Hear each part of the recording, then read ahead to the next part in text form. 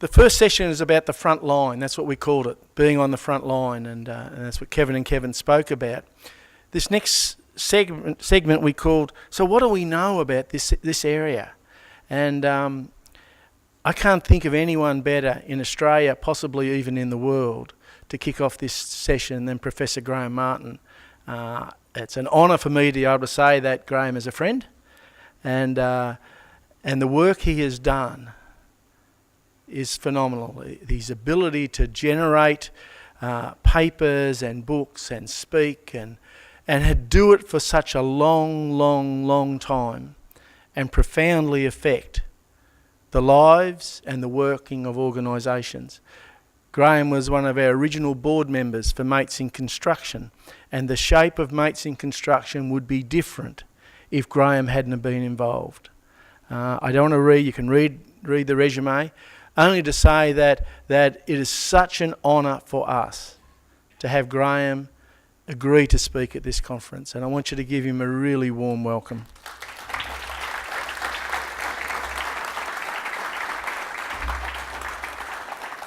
And of course, welcome his wife Jan, who's a very special lady in her own right.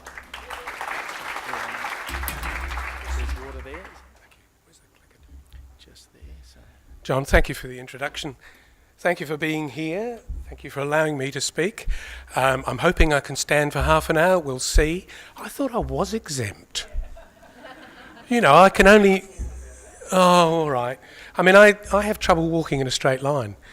And my wife says I don't even sleep straight in bed. Don't lie straight in bed. Yeah, okay, got it. Okay, let me just begin by acknowledging the Gadigal people whose land we stand on here. And also I'd just like to say about the two Kevins that they make it extremely hard for a boring old academic to get up here and be, you know, inspirational and sensible and not bore the pants off you. I'm going to try. Not to bore your pants, but just I'm going to try not to be too boring. This talk has probably 3 bits. So there's a kind of academic bit, then there's a sort of fun bit, and then what I want to do is to tell you the truth about mates in construction from our recent studies with Jorgen and a team of people whom I'll acknowledge a bit later on. So we'll get started. I called it not just slogans and platitudes because this is a program that works. This is not just about the rhetoric of we're really clever, we can get government funding. This is about doing the job. So, look, I'm going to start off with this. I'm sorry about this. There aren't many slides like this. But the central line, the green one that you can see, and I'm sorry my little red pointer won't kind of go both sides, and I can't actually see it anyway, so I'm going to have to talk about it. The green line in the middle just is the rate for suicide per 100,000 in this country since 2003 to 2012, the period that I'm going to address for mates.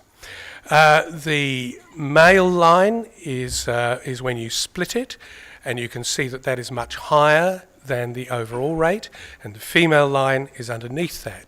You'll see that the male rate is 4 times the female rate. So, okay, why am I putting that up? I'm putting it up because since 2003, the rate for suicide has really been pretty static. You know, you really can't see that much change. There are little slight ups and downs, but really not that much. So what have I done now? Okay. This is the next one I want to have a look at, and this really echoes what Annette said earlier on. If you look at the age groups who are involved in suicide and look where the money's gone, most of the money in Australia, like in New Zealand, went to youth, and you can see that the 15 to 24-year-olds don't have that higher rate by comparison to elderly people. But of course there aren't that many elderly people in Australia, so by comparison, so we don't hear about them, and nobody's yet championing elderly people and stopping their suicide rate. Now, if you look at the middle section, you'll see that from 25 through to 69 is the working age group. And that's really where the large mass of people are and where the rates are really quite high. So what do we know about risk factors? Now, look, I'm not going to go through all of this list. I'm sure that if you were asked to parrot a list like this, you could do that. It's dead easy. But you'll see that there are, male gender, we've already mentioned that with the graph, low socioeconomic status, parental mental disorder, all the way down to recent or current interpersonal difficulties. Now, if we're really clever, like Annette is, we can put that together into a diagram which is coherent and allows us to kind of begin to make sense of where these factors might be. So there are background factors, and then there are middle factors, and then there's the events that actually lead up to a suicide attempt or suicide. I think if you look at that the central couple of panels, you'll see that there are environmental factors, and then there is what's called psychiatric morbidity. Now, we've already heard the two Kevins so eloquently talk about their own histories and psychiatric morbidity. I actually am not sure that that's where we should be going with this whole thing. And I think that it's the environmental factors, and I also think that this is about ordinary folk with ordinary problems who are struggling in a particular way. I think to label it as depression means that all the bloody money goes into depression and antidepressants because the drug companies are incredible at getting the money, and that means that programs like ours can suffer. And I don't like that. So, I think we need to question some of these things. Now, Andrew Page and I, back in 2009, did some really strong scientific work looking at national strategies, and we compared 11 of them. So England, Scotland, Norway, France, Sweden, Finland, New Zealand, a whole range of strategies. And what we were trying to say was, could we look at rates before the strategy and then look at rates after the strategy and say, was there a difference? And clearly, there was a difference. And I'm going to show you our own in a little graph in a second. But these strategies were broad statements of what we should be doing. They had frameworks, they had goals, the goals had outcomes and targets, and it worked on the whole population. So it actually took our strategy took the whole of it started off with youth, but then it went on to take in the whole population. Now, in this case today, we're talking about the population of construction workers, and that is a population. All right, and I think one of the powerful things that we know is that education for gatekeepers, that is, anybody who can help and who knows a bit about it, this is a very powerful mechanism, and there's good research to back that up. So this is the Australian strategy, and what we did was to say, well, could we take 10 years before the strategy, so that would be the last few years of the white bit, and then have a look at the 10 years after the strategy, the greyed out bit. You've got males on the left and females on the right. What you can see is that there was a fairly steep rise going up to 1995 and then 1997, where suicide rates peaked, and then it began to drop down, and it reached that point where you can actually look at those numbers and match that to the first graph I showed you and say, well, that's where we've reached and now we're fairly static. You can see that there was a change in female rates as well. It's not as convincing, and what is clear is probably that the female rate was coming down for many years since the 70s. But the strategy did have an impact. So some people have said that it was all firearms, because, of course, John Howard, in his wisdom, began to remove certain types of firearms after the tragedy at Port Arthur. And a lot of people have said, oh, well, our change in suicide rates is nothing else but firearms.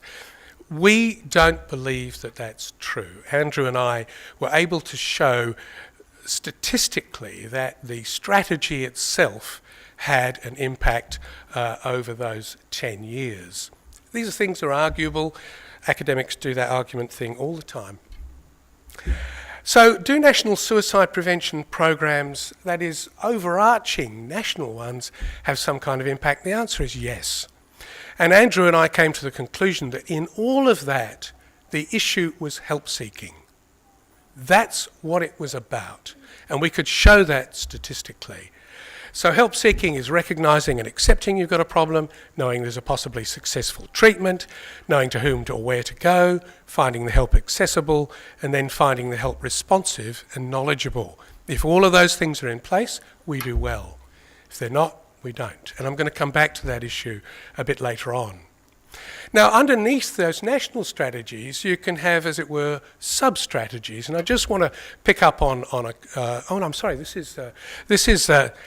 we did our work in Australia, and then the Japanese did some work, or some Japanese people in the States did some work, and they actually did it on, I think, 21 strategies, 22 strategies, and they came to a very similar conclusion to us. So they really supported our work. They made an additional point, which I think is very important. Suicide rates of working age groups, regardless of gender, do not seem to respond. So adolescents seem to respond, maybe the elderly did a bit, but not working age. That's a problem for us to think about. Okay, so these are the two sub-programs. I just want to pick on two of them. The US Air Force program is really one of those major programs that has worked, and we're not quite sure how. It's got a lot of good elements which in fact map onto mates in construction. I think one of the things is that dot point, which is second up from the bottom, seems to come out of their writing in 2010 to 2013, since their original paper in 2003. But they're saying there's a fundamental shift from viewing suicide and mental illness solely as medical problems. There's a problem here, isn't there? If it's a medical problem, we need a doctor or a psychiatrist. But if you think of it as a problem of human relations, any one of you can be involved and do something really good or great. So that program, I think, has shown now categorically, we're still not quite sure why it works, but again, I think it comes back to help seeking. This one is a very different program. It's a nationwide program in the UK. Back in about 2000, the National Confidential Inquiry came up with 9 things that they wanted mental health services to do. 9, that's all. Now, if you look down that list, there's nothing to do with antidepressants, nothing to do with antipsychotics. It's about being humane in a psychiatric service and following up and being sensible and using the research that we know. Now, back in 2012, they reviewed all of that, 10 years of the program. Any service across Britain that had put in place 6 of those 9 recommendations had dropped their suicide rate out of sight. Any service that was under 6 and didn't do what they were asked to do still had very similar suicide rates. So again, perfectly ordinary, sensible strategies being put in place makes a big difference. All right, now this is sort of the fun bit. Do real men seek help? Do we? Or are we so bloody autonomous that we actually got to solve it ourselves? Are we able to recognise we have a problem, accept it? Well, I think there's a problem there. And, you have to ask, well, is it maleness? So what are men? Who are we? What are our aspirations? How is it we get suicidal so easily? We go from white to black so quickly and do something about it so quickly. Can we stop that? Can we change it? Are we being influenced by something? More than that, are we being conned? I want to try to address a little bit about that. So what is a real man? Well, in the movie Fight Club, which is now somewhat elderly, the character played by Brad Pitt boards a bus and is confronted by an advertisement depicting a model's perfectly muscled fantasy body. Okay, is this what a real man is supposed to look like? Do we all have to look like that? I don't think so. We're not like that. And in fact, if you look at Brad Pitt, well, he's kind of on the way, but he's not Mr. Universe, is he? So are we influenced by our heroes? When we see violence on the screen, is that what's influencing us to be violent? When we play online games, they have messages in them. Well, are we warriors or are we wimps? And how often do you hear people wimping out or being told that they've wimped out? This is not a very pleasant thing to do to this man, but is it our glorious feats that make us real men? If we're going to shoot elephants, is that a good thing for us to do, which makes us feel like blokes? Well, Men's Health obviously clearly has the answer. They say we need more muscle, less fat, boost your brain power, the secrets of the killer smile. But the editor had something fairly sensible to say. We're programmed to solve problems now. We don't need things like instruction manuals or street directories. Small print, like reading for wimps. So what's the image? Rugged, muscled, drinks, smokes, plays a team sport really well, always gets the girl, etc., etc., etc. Are we being conned? And when you look at an image like this, were so many Australians conned into smoking, and have they now suffered the price? Here's one, a little one, real men drink beer. Well, does this cartoon influence us? Well, Dean Murray says that, just go to the bottom one, he quotes somebody called George Gerbner, and he said that what we see on TV and magazines eventually becomes our standard of reality and desire. The more we see things, the more we want to do it. Right. So supposing we saw media that influenced us to suicide. This is the very first cartoon that was ever around that mentioned suicide. And on the left you'll see Mickey Mouse saying it's no use since Minnie's fallen for that slicker. I'm lost. I'm like a ship without a soul, without a sail, and I might as well drift into the hereafter. And then in the next one he's got the gun all set up and he's going to pull the trigger. Does something like that influence us? It's been around a long time. This is Rodney Adler after the failed FAI and all of those people who lost all their money through their policies. And they say, well, you've got to admire Rodney Adler. I mean, after all, he's copped so far and he still hasn't jumped. Why would he jump? It's because failure equals, apparently, jumping. Well, the joke is neither would you if all your spouse got was an FAI policy. Oh, that's funny, but it's not. Here's another one. The Harikiri for Dummies author was a bit upset by the bad reviews and he's in a position to stab himself with the pen and commit harikiri. This one is Bill Leake, who thinks it's funny to promote falling on your sword. This is our ex-Prime Minister actually suggesting to Joel Fitzgibbon that he's a failure and should take the gun and go and kill himself. And he, of course, makes the gag about the army, which is, well, if I requisition today, I might get the bullets by Christmas. But it's got that element in it. It's funny. I appreciate it's funny. But is it influencing us? I've got 200 of these that I've collected off the internet. Let me tell you, only 2 are about women. That's kind of interesting, isn't it? And here's our long-running Malcolm Turnbull, of course. Come with me or you'll be sorry, which sounds like he's going over the top into battle, but he's got the gun at his own head. Kind of interesting, isn't it? All right, teenage risk-taking is well known to be a factor in all of this, so we do have a serious problem. There's evidence that men who take greater risks are at higher risk for suicide. Yeah, we know that, but there's the mouse saying, I can get away with it, and every single one of us would have thought that we can get away with it. Here's one of the awful cartoons where this kid is hanging there and just ignore him. His shrink says he just does this stuff to get attention. How often do we hear attention seeking as an issue in all of these things? And the last one of these is what happens afterwards if you've got a harridan for a wife. Get down from there, the neighbours are looking. Very sick, isn't it? But there's this substrate.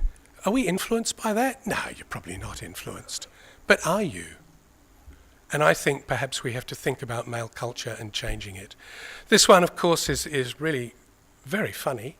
It's Microsoft Word, which apparently has a new thing on it, which says that it looks like you're committing suicide. Office Assistant can help you to write your suicide note. First, tell us how you plan to kill yourself. I mean, duh. It's kind of funny, but it's kind of not. All right, can real men seek help? Well, I've had this slide up before. Do we, or are we too autonomous? Let's get to mates. These are the last few slides. Let me just say I want to pay tribute to Jürgen Gullstrup, who has worked closely with me, or allowed me to work closely with him. And we published a paper in 2011 that I'll come to in a minute. But I just want to remind you that there was a very strong piece of research that underpinned mates. It didn't just come out of fantasy land. It was something real, which was that suicide rates for construction workers at that time in 2000, or running up to 2006, at 40 per thousand, was significantly above the national rate, which was 16.8. Outrageous. And in particular, the 15 to 24 rate was outrageously high. Something had to happen. So I'm not going to go into the program. I'm not going to tell you about the tiers. I'm sure you know about that, and you're probably going to hear other bits about it anyway. But what I want to do is to just pick up one early result from a paper that Jürgen and I wrote with Belinda Lacourtier, who did all the kind of background stats. And at this stage in 2011, when this paper was published, 674 workers only had accessed case management from mates between April 2000 and November 2010. That's because the program started slowly and then built up, of course. Of these, 44% was self-referred. Fabulous. Isn't that a great result? Referrals were also made by the unions. Fantastic. Thank God the unions are behind us. This wouldn't work if the unions weren't there. But then, employers, they're behind us as well. This has grasped the imagination, and along the way, people are really happy to support this program. Let's hope to God that this government will fund mates into the future. All right, so now I want to give you a 2013 update, and this is the latest paper that we've pulled together. I just want to pay tribute to Sarah Swanell, who's been my PhD student and research assistant for a long time, and she did a lot of the work on this. Alison Milner and her team at the University of Melbourne, who looked at the National Coronial Information System and pulled out the very best up-to-date facts and figures we could possibly get.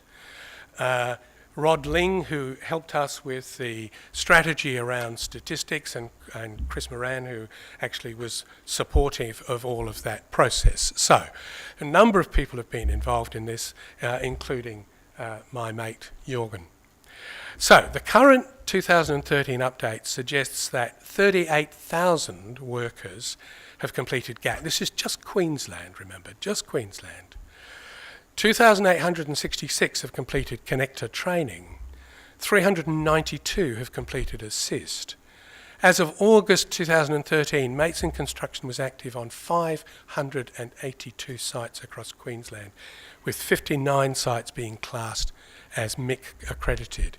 This is for the industry, by the industry, and acceptable to the industry. Since 2008, the number of case management clients has grown from an average of 4 per month to an average of nearly 40 per month. Blokes are getting this. Yes, I know there are women in construction, but there are very few of them, so this is why I'm focused on blokes. I wanted to look at this just because I think there's a wonderful piece of wisdom in here. This is the presenting issues. And you would think that it's a suicide prevention program. Why wouldn't it all be about suicide? Well, if you look at the left-hand one, I think there were 289 people actually directly approaching to do with suicidality. But look at the big item. The big item is problems in daily living. That's fabulous, because that means we're getting to ordinary folk with ordinary problems. So you'll probably know about the accumulated training. I think this graph is a very interesting one, simply because it tells us that the more general awareness training that you do, the more people want to do connector training, and out of them, the more people want to do assist. Now, there's a little bit of the graph that really doesn't ever get on here, but actually there's a little tiny bit that shows the more you do all of these programs, the more people come for suicidal prevention. Okay, here's the pattern of after-hours usage. Again, I think this is profoundly important that we've got this kind of backup to mates. You can't manage a program 7 hours a day. It doesn't work. All right, this is the big slide, and then I'll wind down to the finish. This is a bit complicated, and I kind of apologise, but I thought this was the best way of getting the information across to you.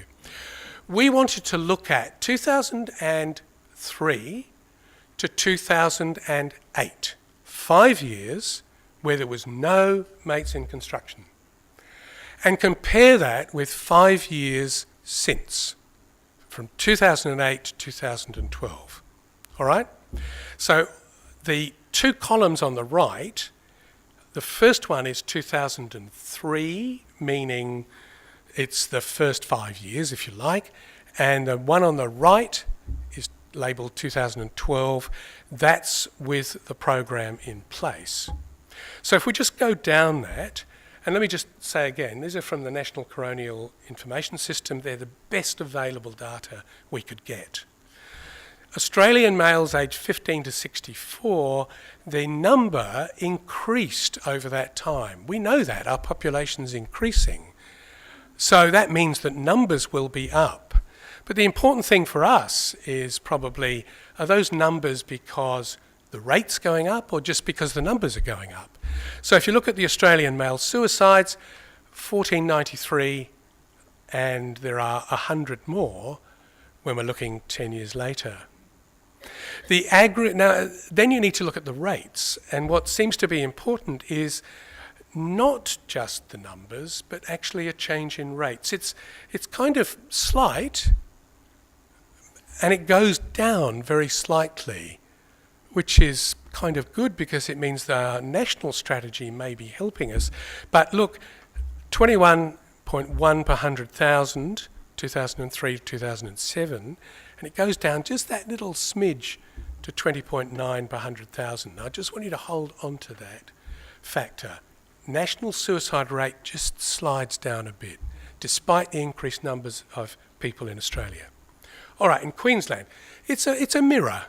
So statewide numbers are 1.3 million in 2003, and they go up to 1.5 million in 2012. The number of suicides go up. Again, is that because the numbers overall of men have gone up and you'd kind of expect it, or because the rates gone up? Well, if we look at the aggregated rate, what you can see is that it goes from 21.7, which is a little bit higher than the Australian rate, and it goes up to 24.5 per 100,000, which is actually quite a marked increase. So whilst the Australian rate hasn't gone up that much, actually the Queensland background rate has gone up. So let's come to the Queensland construction industry. Again, there was an increase. This was a good time in many ways. We had Labor governments all the way through 2003 to 2012, and they were profoundly interested in getting new roads and bridges and all sorts of construction going. So the numbers of people in the construction industry went up. We'd expect the numbers of suicides to go up. They didn't go up that much, and that figure should be in there, and it's not, for which I apologise. But I want you to look at the rate per 100,000. Different to Queensland generally, it goes down. So for the 5 years, 2003-2007, it's 28.9 per 100,000. It goes down to 26.7 per 100,000. Look, you might not be convinced because it's such a tiny little margin. But the construction industry comes down while Queensland is going up and while the whole of Australia is kind of pretty much staying the same. So what does it mean? Well, we used an acceptable statistical method, I'm not going to bore you with that, to analyse our data. It was called negative binomial regression, and we were advised that this was the proper thing to do, and we compared construction with Queensland with Australia. Against a background of a stable general male rate for suicide nationally and a rising male rate for suicide in Queensland, the lowered rate for male construction workers, I have to put, may have prevented the equivalent of an overall 15 male suicides over the 5 years 2008 to 12. It's only 3 a year, but that's 3 families, 3 bunches of kids. And in fact, that can be costed out, and others have done that. But I just want to give you those numbers. If you want to know whether this program works, we've saved 15 lives. And that doesn't count WA, South Australia and New South Wales. And I can't wait for the 10-year mark, if I'm still alive, to play with the statistics to see whether in fact this progress continues. So, you'll know about the paradigm based on evidence, demonstrated need, industry specific, blah, blah, blah, blah, blah. But one of the things that MATES did that a lot of other programs don't is they looked at outcomes. What are outcomes? Did it prevent suicide? I can tell you it did. About 4% of our national programs look at outcomes. You guys should stand proud because we know about whether this program really works. So conclusions. Suicide continues to be predominantly male. We need comprehensive programs that draw on best international suicide practice and look at help seeking. MIC is comprehensive, carefully constructed. Each part is crucial to the whole. You don't get blokes reaching out to a connector without general awareness training. They don't know that they can. You don't get blokes admitting to problems unless they trust the connector and know they're easy to find. You don't get blokes admitting to suicidality unless they've had a positive experience. This is all part of the program. MIC set out from the beginning to measure not just process indicators, the numbers going through, but outcomes. If you don't measure outcomes, how the hell do you know your program's working? If you can't prove your program actually reduces the number of suicides, and it's supposed to be a suicide prevention program, it probably does not. And I challenge anybody to just pluck figures out of the air without looking at this sensibly. Funders should think very carefully about funding programs that do not measure and report on outcomes. Now, what am I doing here? I'm saying federal government should fund MIC across this country. There's no doubt. And they should think about other industries as well. I believe we need to think through our current need to label everything as depression and anxiety. Look, I know that goes against what we were so eloquently told by the 2 Kevins, but I worry that if we say, oh, it's depression, then immediately we slide those people over into, oh, you need psychiatric help, when in fact we know that it's about problems of daily living. So, medications in fact have not been shown convincingly to reduce suicide anywhere around this world. What helps intolerable inner conflict is human support and problem resolution. Thank you.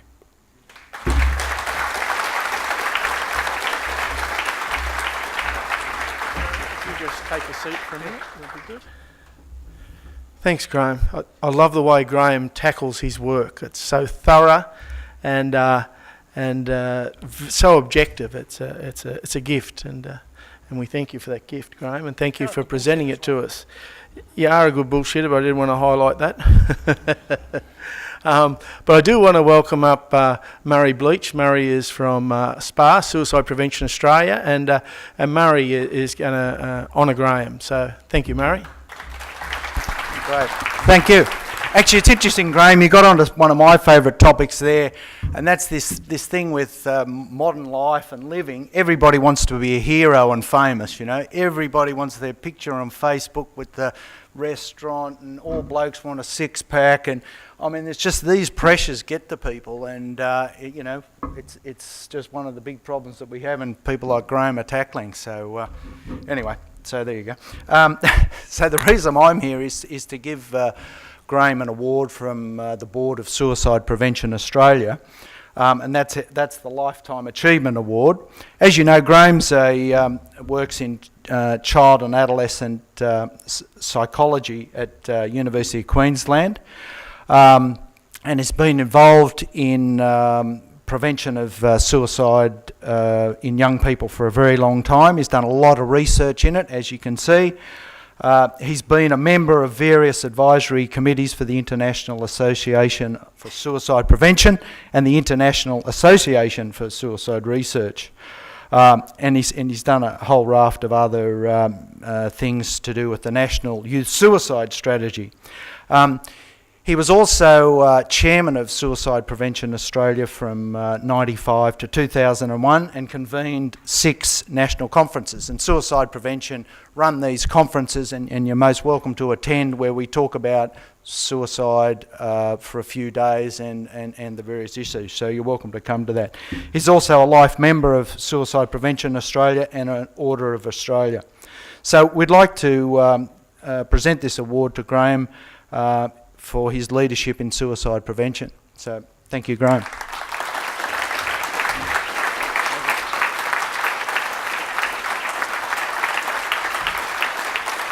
Thank you. Great. Thanks.